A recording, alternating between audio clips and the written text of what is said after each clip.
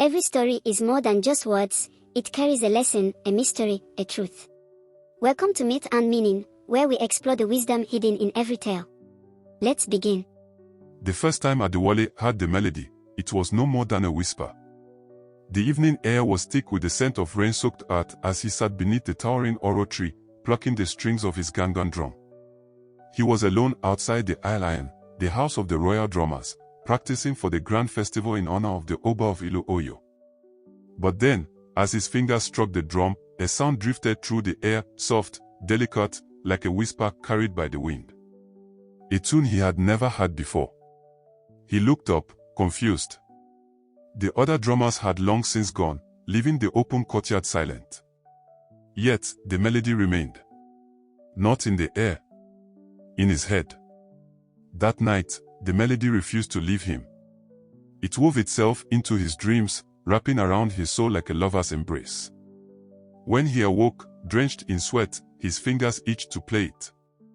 At dawn, he sought out Baba Adegbo, the oldest drummer in Ìlú Ọ. "Baba," Adéwálé said, "I heard a melody last night.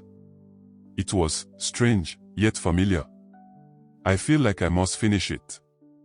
The old man's face darkened. "You have heard the Oren Atijo," he murmured. Adéwálé frowned. "The old song." Baba Adegbo nodded.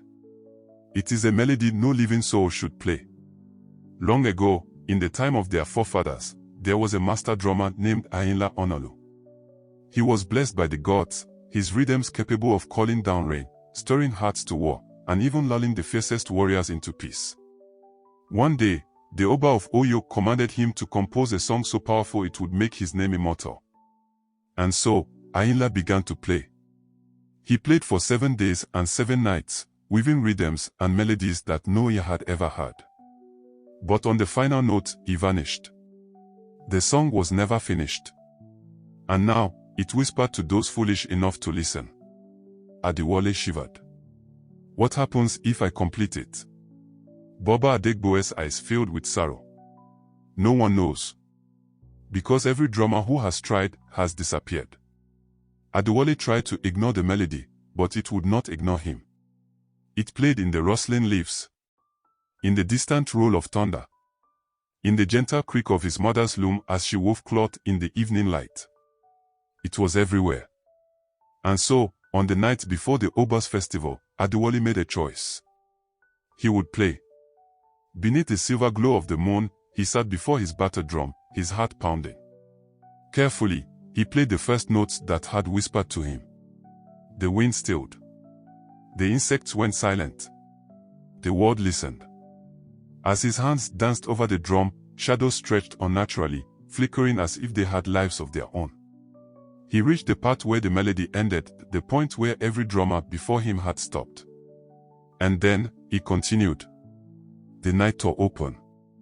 A gust of wind, strong as a storm, swept through the compound. The earth trembled. And in the darkness, a figure appeared. Ìlú Ọ. Adéwálé staggered back, his breath caught in his throat. The figure was tall, wrapped in shadow, his eyes glowing like embers in the night. His hands, calloused from years of drumming, twitched as though remembering a rhythm long forgotten. "You have done what no one else dared." The voice was not human, it was layered, as if hundreds of voices spoke as one. Adéwálé's heart pounded. What are you?" The spirit's expression was unreadable. "I am the echo of what was lost." The song's final note was never mine to play.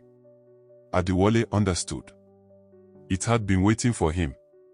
The last note belonged to the living. Taking a deep breath, he raised his hands and played. The world shuddered.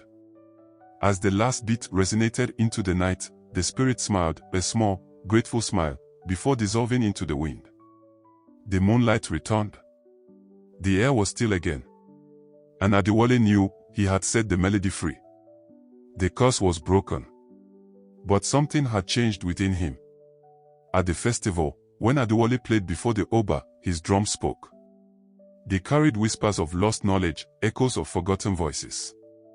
When he played, warriors wept, mothers danced, and even the oldest elders bowed their heads, hearing something ancient and powerful woven into the rhythm. The Oran Atijo was no longer forbidden. It belonged to the world once more. And as long as the drums of Ìlú Ọ beat beneath the sky, the song would never be forgotten again.